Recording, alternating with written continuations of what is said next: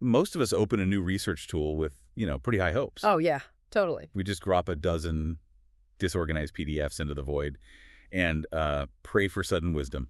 Beat. But that isn't research. No, it's really not. That's just digital hoarding. Right, because a true second brain, it doesn't just store files. It requires actual architecture, something that organizes the chaos for you. So let's look at how the 2026 version of Google's NotebookLM actually makes that happen. Welcome to the deep dive, by the way. Yeah, glad to be here. Today, we are breaking down this software completely. We want to move away from treating AI like a simple search box. Exactly. We need a system. Right. A systematic workflow. Yeah. So we're going to explore intentional setup and autonomous research agents. Plus aggressive source auditing. Yeah, and this really cool concept called the note loop. And finally, translating all that research into functional media. It's a lot. It is a lot to cover. Beat. Yeah. So take a breath and let's figure this out together. We really need to start at the absolute foundation, I think. Okay, where is that? Well, NotebookLM is no longer a separate island. It is baked directly into Gemini's main interface now. Oh, so it's just one tab. Exactly. You aren't just opening a random app. You are creating a localized intelligence right inside your main workspace. They sync perfectly across the ecosystem. That feels like a massive shift in how we actually work. Oh, it's huge. Because we used to constantly juggle, different browser tabs for different tools. It's exhausting. Yeah, switching mental context every 5 minutes is draining. Now it acts as a unified brain, but creating that brain starts with how you name it. Yes, naming is critical. When you click to create a new notebook, just stop and think. Right. Most people type something vague, like marketing ideas. I do that. It is a total trap. You need specific naming conventions. Use something like Q2 content research -AI agents. Okay, very specific. Or maybe client brief -Shopify app launch. The name actually grounds the AI's understanding of the entire environment.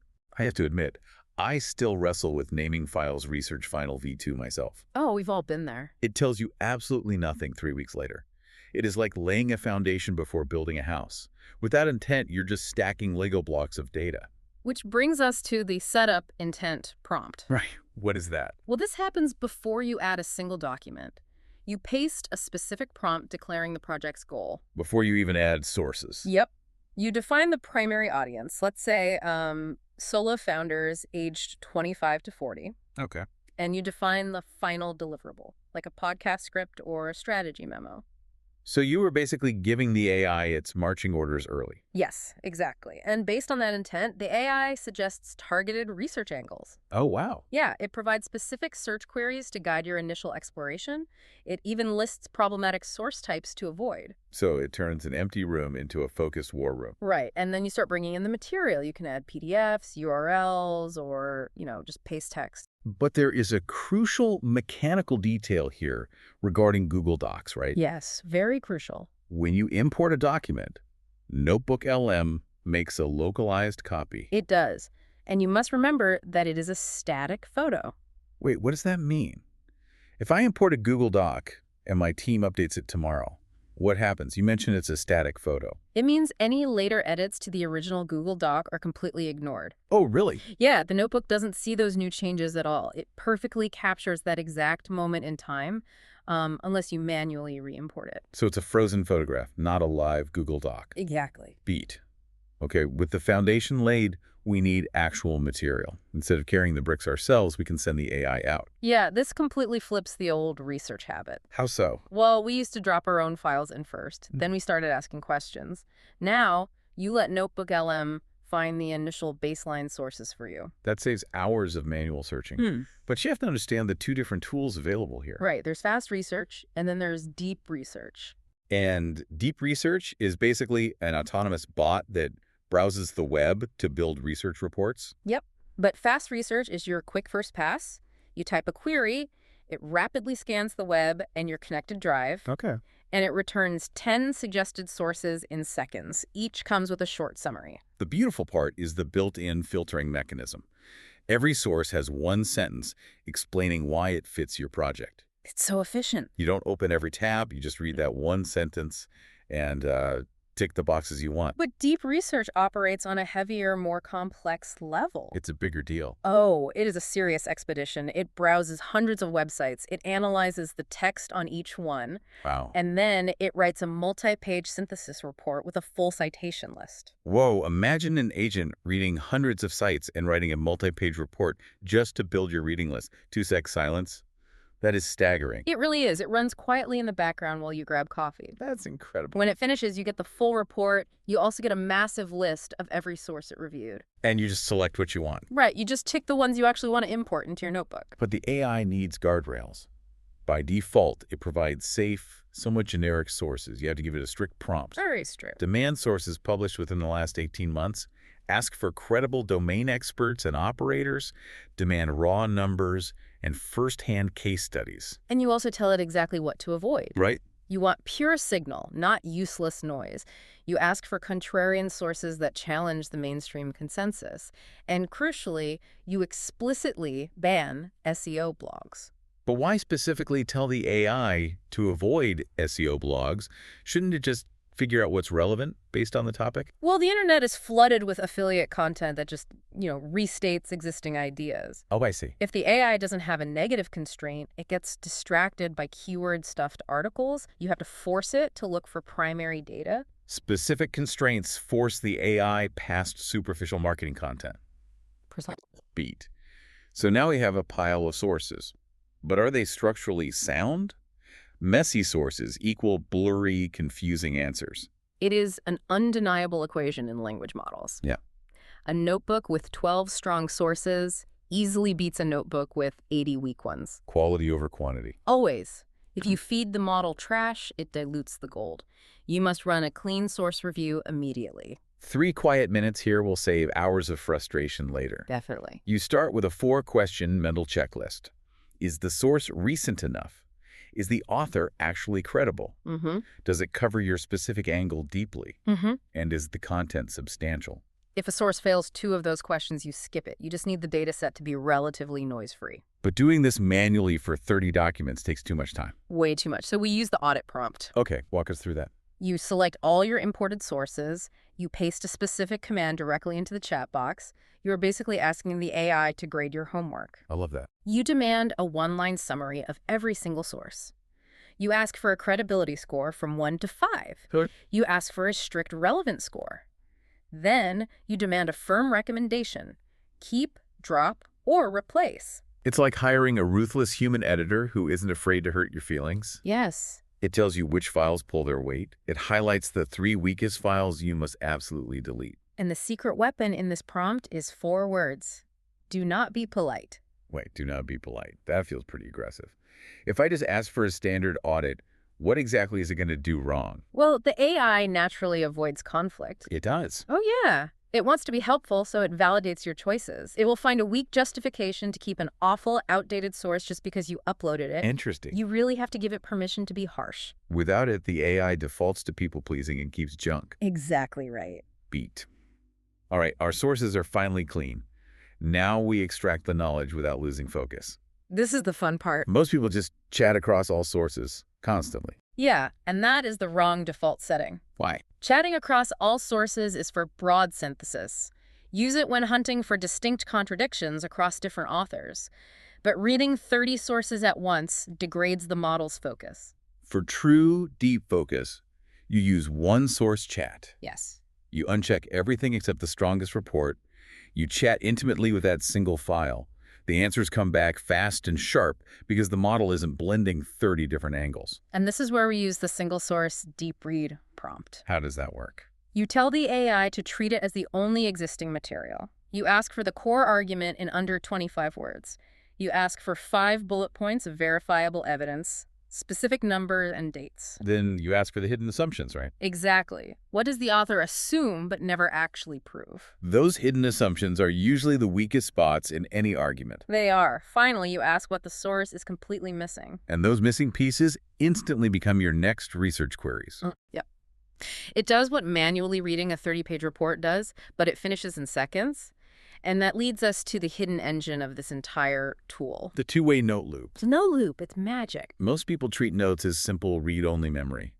You find a good quote, You save it, you forget it. That is a massive operational mistake. Notes are actually a continuous loop. When a chat answer lands perfectly, you save it to the notes panel. But a saved note can easily be converted back into a brand new source. Right. NotebookLM treats it exactly like a freshly imported PDF document. Let's visualize this. Say you are researching a complex market. Day 1, you import a dense 40-page PDF. Okay. You ask the AI to extract the 5 core arguments. It does. You save that clean summary as a note. Then you instantly convert that note into a new source. It's like distilling water. You take the raw source, boil it into a clean note, and feed it back into the system to get pure answers on the next run. That's a perfect analogy. And we use a synthesis prompt for this. You select all sources. You ask for an executive summary with 10 bullet points of key facts. You map out exactly where authors agree and disagree. You save that dense output as a permanent note, then convert it. I'm trying to wrap my head around this. Yeah. Why would someone turn a note back into a source instead of just keeping it as a reference? Because next time you ask a complex question, the AI doesn't have to scan 40 pages of jargon again. Oh, I get it. It just reads your crystal clear distilled note. It compounds your intelligence over time. It creates a pre-chewed, noise-free foundation for smarter future chats. Exactly. Beat. Now, a quick word from our sponsor. Mid-roll sponsor, Read.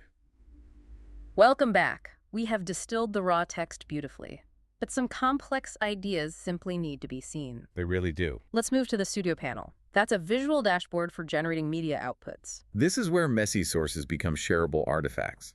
The notebook transforms into visual diagrams and briefing documents. We start with mind maps. Right. You hit generate, and a branching visual diagram appears. It shows the main themes in your entire notebook. It maps exactly how they all connect together. And every single branch is clickable. You tap a subtopic, and it intuitively takes you straight to the underlying sources. I've tried using AI for mind maps before, and it usually just spits out a useless, tangled web of buzzwords. How does this actually orient me without just making more visual noise? Because it acts as a live, interactive table of contents. Oh, okay. When 20 sources feel like pure chaos, this provides a structured hierarchy. It isn't just a pretty picture. It is a fully navigable index of your own dataset. Then we have infographics. Some concepts simply click faster visually. Definitely. You choose a strict visual style, professional, editorial, or instructional. Instructional formatting works beautifully for step-by-step content. You also dictate the orientation. Vertical for mobile scrolling, horizontal for slide decks. You can even dictate the exact detail level of the graphic. What happens if I highlight just one specific report before generating an infographic? The system intelligently isolates that exact information. It ignores the rest of the notebook entirely, giving you a hyper-focused visual. It restricts the visual strictly to that single file's data. Yes. Beat. That is incredibly useful. Yes. But briefing docs and FAQs are just internal tools. What happens when you need to hand this research over to a client who only has 5 minutes to understand it? That is where we leverage the text and media outputs. Right. Studio effortlessly creates comprehensive study guides. It builds timelines for historical topics. It generates structured reports for formal deliverables. So you turn a heavy notebook into a client-ready document in under 10 minutes. Exactly. Moving from internal understanding to external sharing requires different formats. Yeah. That brings us to audio overviews. One of my favorite features. This feature creates a podcast-style conversation. 2 AI hosts talk casually through your deep research. And the 2026 version pushed this much further. You tightly control format, length, tone, and language. There are 4 main audio formats, right? Yep. Deep dive is long and detailed. Brief is intentionally short. The debate format has hosts taking passionately opposing sides. It is brilliant for controversial topics. It really is. Finally, there is critique, which is a highly analytical mode. The hosts aggressively stress test the presented ideas. I see. So you might generate a brief first to catch the big picture. Yeah, then run a debate to clearly see both sides. It is the exact same notebook producing 2 entirely different listening experiences. But the interactive mode is the real magic here. Oh, it changes everything. While the audio plays, you click a button, the hosts immediately stop speaking. You politely ask a question, they respond seamlessly, then pick up right where they left off. It completely bridges the gap between passive listening and having an active tutor. But you must use a strict prompt. Without it, the audio sounds friendly, but painfully generic. Yes, you tell it to treat the listener as intelligent but busy. State the main question clearly in the first 30 seconds. cover exactly 3 vital ideas. Use detailed citations verbally. If sources firmly disagree, say so plainly out loud. And you must explicitly ban repetitive filler phrases, no overly excited reactions, just substantive conversational analysis. Why do we have to explicitly tell the AI to avoid filler-like? That is fascinating. Doesn't it know we want serious analysis? Well, it trained on millions of real-world podcasts, Ah, right. so it absorbed all those common hosting tropes. If you don't suppress that default behavior, it wastes processing power on simulated personality instead of analytical density. It strips away fake podcast bro energy for serious, dense learning. Nailed it. Beat. And when plain text and simple audio falls short, we use video overviews, numbers cleanly laid out side by side, timelines, complex diagrams. Video overview has 3 distinct styles. Okay, what are they? Explainer is the standard teaching format. Brief is significantly shorter, and cinematic gracefully offers richer visuals and smooth pacing. So explainer is for step-by-step teaching. Brief is for essential takeaways. Cinematic is for client presentations. Exactly.